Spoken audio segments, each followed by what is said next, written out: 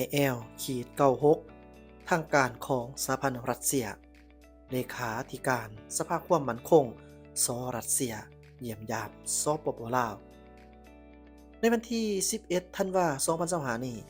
ท่านสนไซศรีพันดอนนายกรัฐมนตรีแห่งสาธารณรัฐประชาธิปไตยประชาชนลาว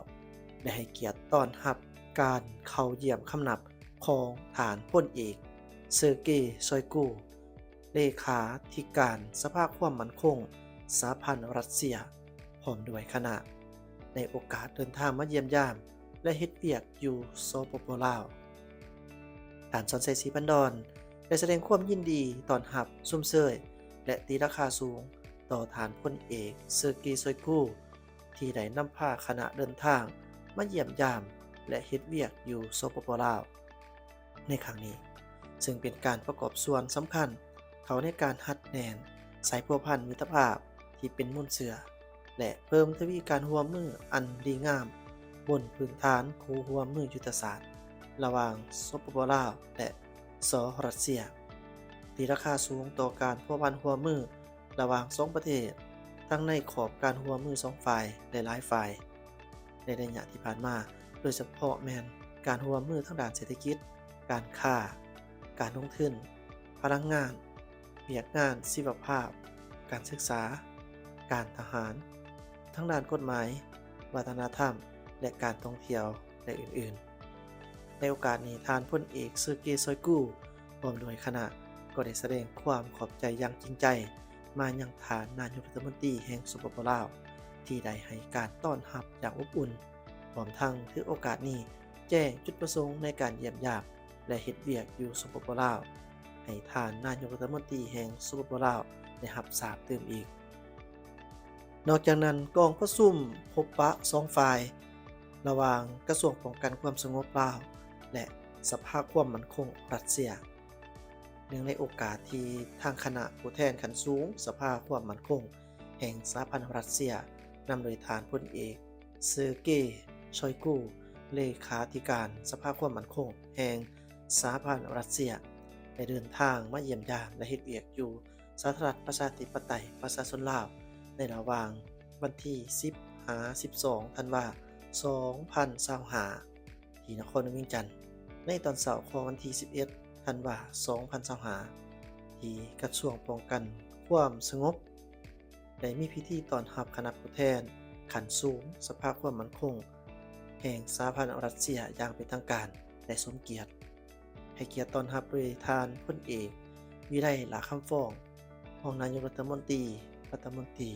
กระทรวงป้องกันความสงบลาวพร้อมด้วยคณะหลังจากนั้นทั้งสองฝ่ายก็ได้เข้าร่วมกองประชุมพบปะสองฝ่ายระหว่างกระทรวงป้องกันความสงบแห่งสาธารณรัฐประชาธิปไตยประชาชนลาวและสภาความมั่นคงแห่งสหพันธ์รัสเซียเพื่อสืบต่อการพัวพันร่วมมือสองฝ่ายทั้งด้านเวียกงานป้องกันความสงบโอกาสนี้ท่านพลเอกวิไลหลาคำฟ้องตั้งหน้ากำลังป้องกันความสงบก็ได้กล่าวว่ากำลังป้องกันความสงบลาวมีความปิติสมชื่นเป็นอย่างยิ่งที่เห็นว่าการร่วมมือระหว่างสองประเทศลาวรัสเซียได้รับการเสริมขยายเป็นก้าวๆโดยเฉพาะแม่นของเขตเวียกงานป้องกันชาติป้องกันความสงบตั้งหน้าให้กำลังป้องกันความสงบแสดงความรู้บุญคุณและขอบใจอย่างสูงมายังพรรครัฐบาลสหพันธ์รัสเซียก็คือสภาความมั่นคงองค์การรักษาความมั่นคงและกระทรวงภายในแห่งสหพันธ์รัสเซียที่ได้ให้การร่วมมือช่วยเหลือและสนับสนุนกำลังป้องกันความสงบลาวโดยดีตลอดมาภายหลังสำเร็จกองประชุมทางคณะผู้แทนขั้นสูงสภาความมั่นคงแห่งสหพันธ์รัสเซียก็ได้เดินทางไปเยี่ยมยามโรงงานมิตรภาพกองทัพลาวหลักเก่าลาวรัสเซียเต็มอีกนอกจากนั้นรัสเซียยังให้การช่วยเหลือในการก่อสร้างโครงการก่อสร้างกองพันซ่อมแปลงเคลื่อนที่เล็กหนึ่งโดยรองนายกรัฐมนตรีก็ได้เยี่ยมยามกองพลซ่อมแปลงเคลื่อนที่เล็กหนึ่ง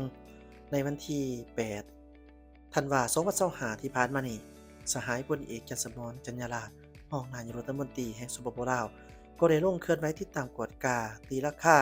ผลสำเร็จในการจัดตั้งปฏิบัติเวียกงาน ในระยะที่ผ่านมาของโครงการก่อสร้างเพื่อเป็นบอนอิงใจให้ความพร้อมในการดำเนินโครงการได้รับเหมา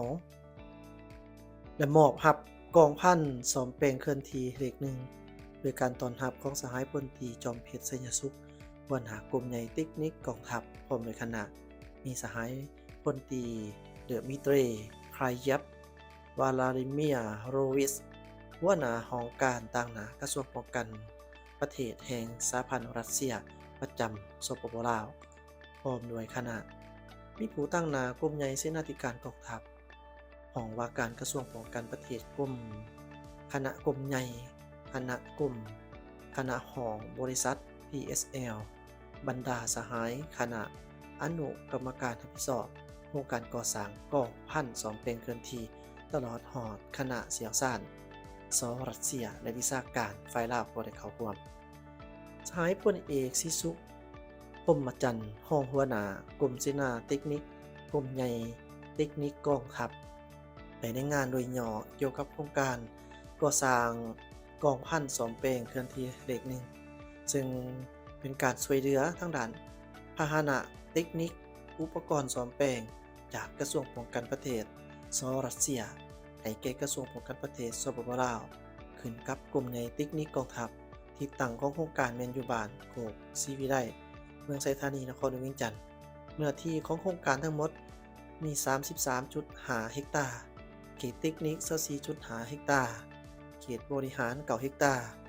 โครงการก่อสร้างกองพันซ่อมแปลงเคลื่อนที่เลขหนึ่งแบ่งออกเป็น 2 เขตคือเขตเทคนิคประกอบมี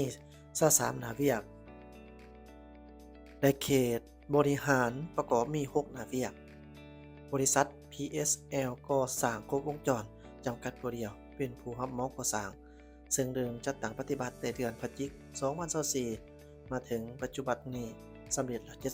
70% ในนั้นการติดตั้งอุปกรณ์ซ่อมแปลงและประกอบอาคารจากกระทรวงป้องกันประเทศสหรัสเซียสำเร็จ 100% จากนั้นสหายพลตรีบันกินยูรีอาริกซานเดอร์วิฟผู้ตั้งหน้าจากบริษัท Transport สหรัสเซีย Transcom สหรัสเซียก็ได้นำพาเที่ยวชมการเฮ็ดเวียกของแต่ละแผนกการเบิ่งเครื่องมือหับใส่ในการซ่อมแปลงฟื้นฟูบรรดาพาหนะเทคนิคการทหารขันต่างๆอย่างเป็นระบบครบสุด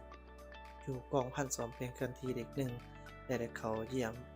ยามโรงงานซ่อมแปลงพาหนะเทคนิคที่ทางกระทรวงป้องกันประเทศแห่งสหพันธ์รัสเซียให้การช่วยเหลือปรับปรุง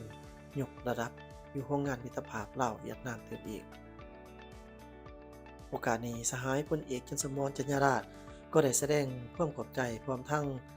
สมเสยต่อไซผูกพันมิตรภาพและการร่วมมือระหว่าง2ประเทศลาวรัสเซียนับมือนะครับการเสริมขยายในหลายด้านเพื่อประกอบส่วนสู้ส่งเสริมการผูกพันร่วมมือทั้งที่ดีงามระหว่างรัฐบาลก็คือประชาชนลาวและรัสเซียให้แน่นแฟ้นยิ่งขึ้นนอกจากนั้นข้อมูลจากลาว People Army News ก็ได้เปิดเผยข้อมูลเกี่ยวกับลาวและรัสเซียได้เป็นเจ้าภาพร่วมในการจัดกองประชุมหน่วยงานผู้เชี่ยวชาญต่างๆการเก็บกู้ระเบิดเพื่อมนุษยธรรมในขอบเขตในขอบกองประชุมรัฐมนตรีป้องกันประเทศอาเซียนบวกครั้งที่ 16 ในระหว่างวันที่9-12 ธันวาคม 2025 นี้กองทัพประชาชนลาวและกองทัพสหพันธ์รัสเซียก็ได้ร่วมกันเป็นเจ้าภาพจัดกองประชุมหน่วยงานผู้เชี่ยวชาญทางด้านการเก็บกู้ระเบิดเพื่อมนุษยธรรมในขอบกองประชุมรัฐมนตรีป้องกันประเทศอาเซียนบวก1บวกครั้งที่ 16 ที่ทำสางหลอดเมืองเวียงไส่แขวงหัวพานโดยการเป็นประธานของสหายพลตรีไพวันจันทร์พรหมมาหัวหน้าของว่าการกระทรวงป้องกันประเทศหัวหน้าเจ้าหน้าที่อาวุโสอาเซียนของกองทัพประชาชนลาวมีสหายพันเอกเฟื่องไสวิรากงห้องหัวหน้ากรม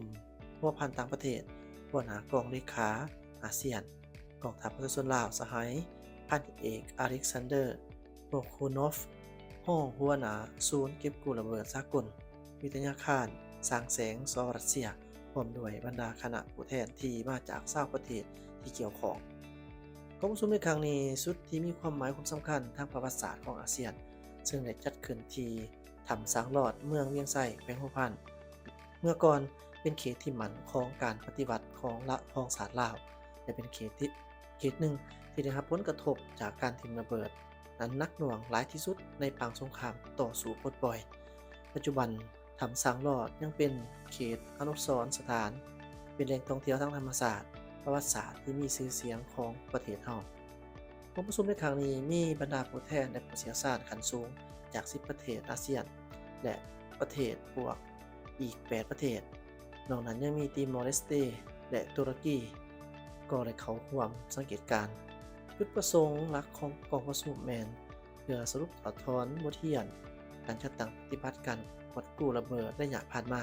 แลกเปลี่ยนบทเรียนเทคโนโลยีใหม่ๆในการกวดกู้ระเบิดเพื่อลดพรภัยอันตรายต่อพลเมืองสาธิตการกวดกู้ทำลายระเบิดอยู่ภาคสนามศึกษาหารือกลไกการร่วมมือระหว่างประเทศอาเซียนบวกเพื่อเพิ่มทวีความสามารถในการกวดกู้ระเบิดสร้างแผนงานร่วมเพื่อสนับสนุนเวียกงานมนุษยธรรมในภาคพื้นโดยเฉพาะแม้ประเทศที่ได้รับผลกระทบที่หนักหน่วงโอกาสนี้ประธานกองประชุมยังได้เน้นหนักถึงความมุ่งมั่นของรัฐบาลลาวในการแก้ไขปัญหาระเบิดที่ยังบ่ทันแตกที่ยังคงตกค้างและบ่ทันแตกให้สำเร็จพร้อมทั้งแสดงความขอบใจต่อการสนับสนุนจากประเทศคู่ร่วมประเทศอาเซียนบวกพร้อมนี้ฝ่ายรัสเซียก็ได้นำเสนอเทคโนโลยีและประสบการณ์ที่ก้าวหน้าของตนในการเก็บกู้ระเบิดซึ่งเป็นภาคส่วนสำคัญในการเสริมสร้างประสิทธิภาพของเวียงงานกวดกู้ทำลายระเบิดผลสำเร็จของกองประชุมในครั้งนี้ก็จะเป็นการยกสูงบทบาทของประเทศอาเซียนบวกในการรับมือกับสิ่งท้าทายทางด้านความมั่นคงสร้างการร่วมมือเพื่อสันติภาพและการพัฒนาในภาคพื้นอาเซียนการเลือกจัดกองประชุมอยู่ในเขตเมืองเวียงไส่วีรชนแห่งนี้มันเป็นการแสดงให้เห็นถึงความมุ่งประสงค์ร่วมของอาเซียนบวกในการสังเกตพื้นที่เพื่อวางแผนการในการกวดกู้ทำลายระเบิดที่ยังบ่ทันแตกที่ตกค้างในปางสงครามให้หมดไปเป็นเก่าๆล่าสุดในสหายพลเอกจันทร์สมรจันยาลาภก็ได้ต้อนรับสหายเลขาธิการสภาความมั่นคงสหรัสเซียที่สำนักงานนายกรัฐมนตรีสหายพลเอกจันทร์สมรจันยาลาภห้องนายกรัฐมนตรีแห่งสปปลาวก็ได้ต้อนรับสหายพลเอกเซอร์เกย์ซอยกูเลขาธิการสภาความมั่นคงแห่งสหพันธ์รัสเซียพร้อมด้วยคณะในโอกาสเดินทางมาเยี่ยมยามและเคลื่อนไหวเฮ็ดเวียกอยู่สปปลาวอย่างเป็นทางการในระหว่างวันที่10-12 ธันวาคม 2025โอกาสที่สหายพลเอกจันทร์สมรจันยาลาภก็ได้กล่าวแสดงความยินดีต้อนรับและชมเชยต่อสหายเลขาธิการสภาความมั่นคงแห่งสหพันธ์รัสเซียที่ได้นำพาคณะมาเยี่ยมยามและเฮ็ดเวียกอยู่สปปลาวอย่างเป็นทางการในครั้งนี้ซึ่งเป็นการสืบต่อเสริมขยายสัมพันธมิตรภาพอันเป็นมุ่นเชื้อความสามัคคีหักแพงและการพัวพันร่วมมือที่ดีระหว่างสปปลาวและสหรัสเซียให้นับมือนับเติบในเข้มแข็งขึ้นเรื่อยๆพร้อมนั้นยังได้ตีราคาสูงต่อผลสำเร็จอันใหญ่หลวงที่รัฐบาลกำลังประกอบอาวุธและประชาชนรัสเซียสามารถหยาดมาได้ในช่วงปีที่ผ่านมาอันได้เฮ็ดให้สหรัสเซียสืบต่อมีเสถียรภาพทางด้านการเมืองอย่างหนักแน่นเศรษฐกิจขยายตัวต่อเนื่องสังคมมีความชีวิตได้เฮ็ดให้ฐานะบทบาทของรัสเซียสูงเด่นขึ้นในเวทีภาคพื้นและสากลอย่างต่อเนื่องพร้อมทั้งตีราคาสูงต่อการพัวพันร่วมมือระหว่างสปปลาวและสหรัสเซียในหลายโครงเขตเวียกงานโดยเฉพาะแม่นการร่วมมือทางด้านความมั่นคงการร่วมมือทางด้านเทคนิคการทหารการร่วมมือทั้งด้านในการกอบอาเซียนและอื่นๆนับเป็นแผนแฟนและก็แตกออกผลเก่าๆจากในโอกาสเดียวกันสหายเลขาธิการสภาความมั่นคงแห่งสหรัสเซียก็ได้กล่าวแสดงความปลอบใจต่อการต้อนรับอันอบอุ่นของสหายพลเอกจันทร์สมรจันยาลาภในครั้งนี้พร้อมทั้งแจ้งให้ทราบเกี่ยวกับจุดประสงค์ของการมาเคลื่อนไหวเยี่ยมยามและเฮ็ดเวียกอยู่สปปลาวในครั้งนี้โดยเฉพาะแม่นเพื่อเป็นการประกอบส่วนเขาในการหัดแนนซึ่งขยายพัวพันและการร่วมมือของสองฝ่ายบนพื้นฐานการเป็นผู้ร่วมมือยุทธศาสตร์รอบด้านมั่นคงพร้อมทั้งในกล่าวแสดงความยินดีและชมเชยต่อการเฉลิมฉลองวันสถาปนาสปปลาวครบรอบ50 ปีโด ดยเฉพาะแม่นการร่วมชุมนุมใหญ่สวนสนามในวันดังกล่าวเห็นว่ามีเนื้อในลึกซึ้งสง่างามและสำเร็จตามคาดหมายที่กำหนดไว้ขอขอบใจข่าวภาพโดยกลุ่มประชาสัมพันธ์ หสนย. LATV